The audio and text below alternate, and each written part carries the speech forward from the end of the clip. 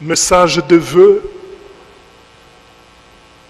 au président de la République, chef de l'État, notre hôte de marque en ce jour.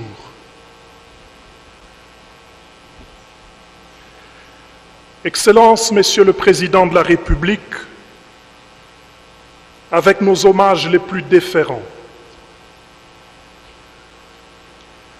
ma qualité d'archevêque métropolitain de Kananga et à ce titre, président de l'Assemblée épiscopale provinciale de Kananga, dont la juridiction s'étend à tout l'espace du Grand Kasaï, me vaut l'honneur de m'adresser à vous en ce jour de Noël 2024. C'est pour vous souhaiter une chaleureuse et cordiale bienvenue à Kananga, chef-lieu de la province du Kasaï central. C'est aussi pour vous assurer de nos prières en votre faveur, pour vous remercier et vous présenter certains besoins de cette population. Excellences, Messieurs le Président de la République,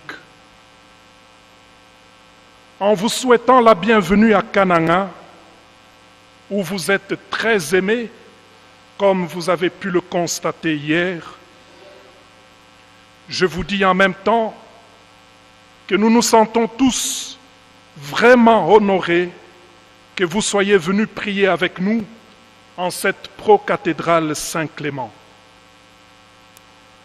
Merci d'être un chef proche de votre peuple. Merci d'être un chef qui connaît et qui craint Dieu. Merci pour l'exemple de votre piété.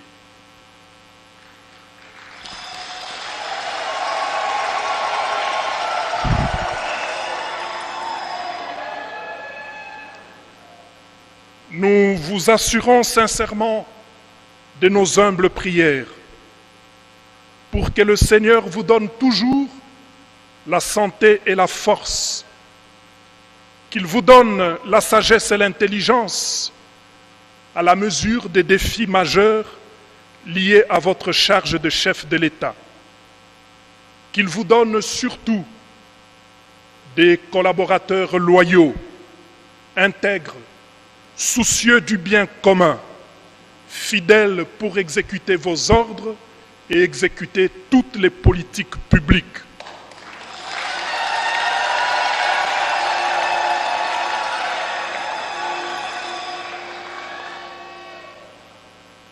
Que le Seigneur vous donne des collaborateurs qui vous aident à faire avancer notre pays vers des lendemains meilleurs, qu'ils soutiennent tous vos efforts et les couronnent de succès sur tous vos efforts en vue de ramener la paix et de restaurer la souveraineté de l'État à l'Est et sur tout le territoire national. Que Dieu entende nos prières et nous exauce par sa grâce. Excellences, Messieurs le Président de la République et chef de l'État, nous voulons ici vous exprimer notre reconnaissance sincère pour les réalisations qui, sous votre impulsion, soulagent la misère de la population kassaïenne. C'est notamment la construction de la route nationale numéro 1 qui avance et dont nous espérons qu'elle ne tardera plus à traverser tout l'espace kassaïen. C'est l'établissement des bases logistiques importantes pour la construction de la route nationale numéro 2. Les centres communautaires, les écoles, les universités et autres bâtiments publics récemment construits ou réfectionnés ça et là. Le barrage de Toubitoubidi, qu'on peut reproduire dans toutes nos provinces, et qui donne aujourd'hui de l'électricité à Miabi, à Kabeya-Kamwanga et à une partie de Mbujimaï. La réalisation de plusieurs œuvres sociales par tous les diocèses de notre pays, grâce au financement du Trésor.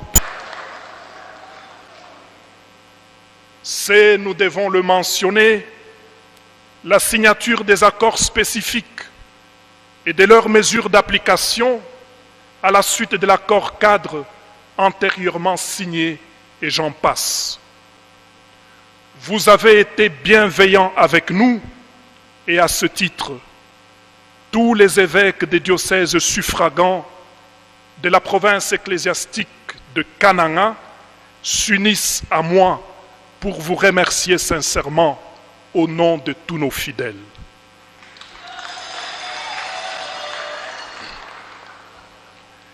Excellences, Monsieur le Président de la République et chef de l'État, je me serais limité ici, mais alors je faillirais à ma mission et le peuple pourrait m'en vouloir si je ne vous exprime pas ses besoins les plus importants et les plus urgents.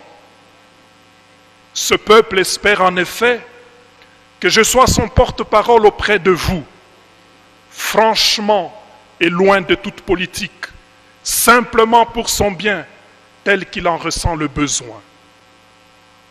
Les besoins de ce peuple sont nombreux, mais il y en a 3 qui nécessitent votre attention particulière pour une intervention urgente. Je cite les routes, l'électricité et les ravins.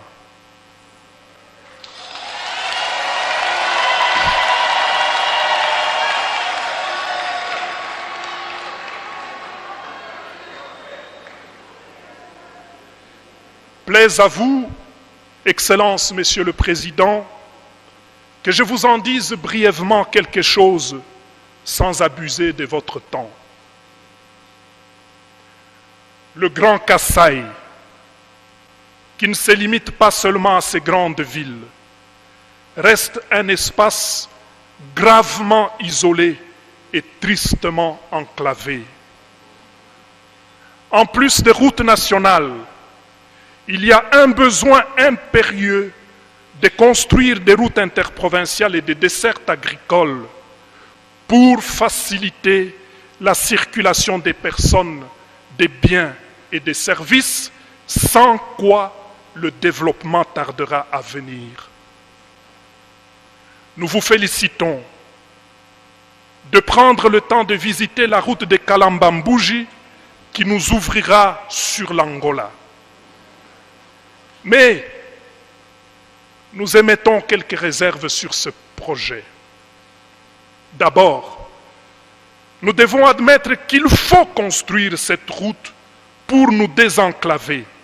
Mais le risque est que, si rien d'autre n'est fait, nous ne serons, nous, qu'un marché pour l'Angola qui viendra déverser chez nous son ciment, ses bières et ses autres produits transformés.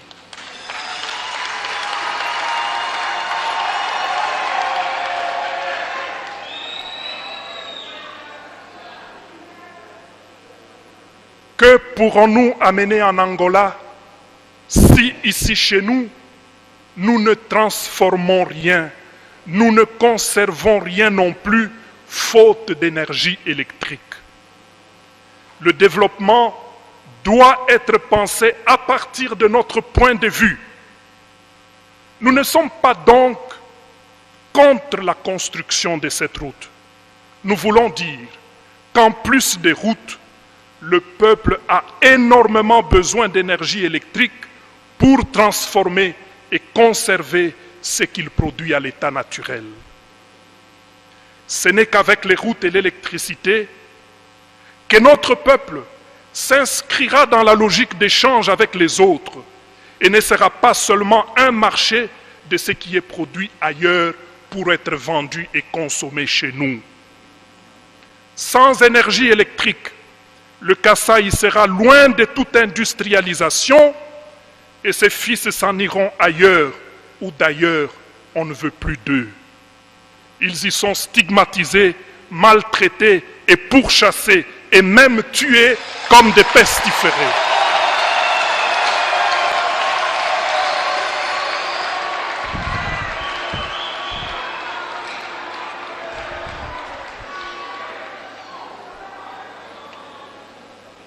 Chute Mbombo, chute Katende, le peuple veut avoir de l'électricité et n'arrive pas à s'expliquer ce qui se passe. Quand il entend dire que le matériel pour tel barrage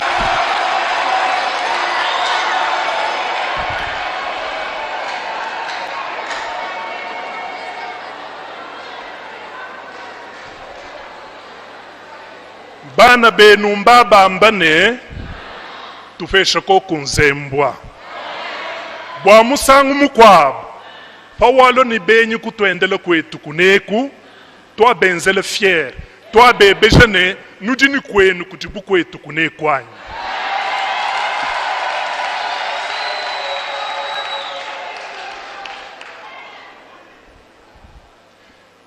De fait, si aujourd'hui tout l'espace du Grand Kasaï n'a ni cimenterie, alors que d'autres espaces en ont deux. Si l'espace Grand Kasaï aujourd'hui n'a aucune industrie, même pas une brasserie,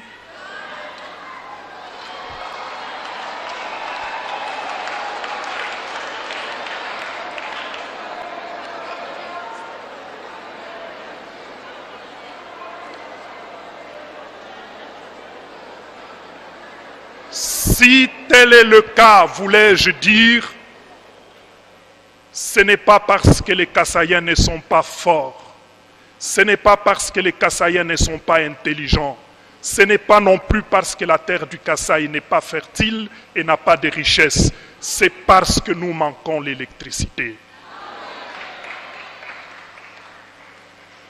Excellences, Monsieur le Président et chef de l'État, la multiplicité et l'ampleur des ravins dans toutes les provinces du Grand Kasaï sont telles que la solution à ce problème dépasse les capacités des habitants et demande une intervention résolue du pouvoir public. C'est joyeux Noël à maman Denise, votre épouse, et à tous vos enfants. Joyeux Noël à tous vos collaborateurs, que Dieu vous bénisse.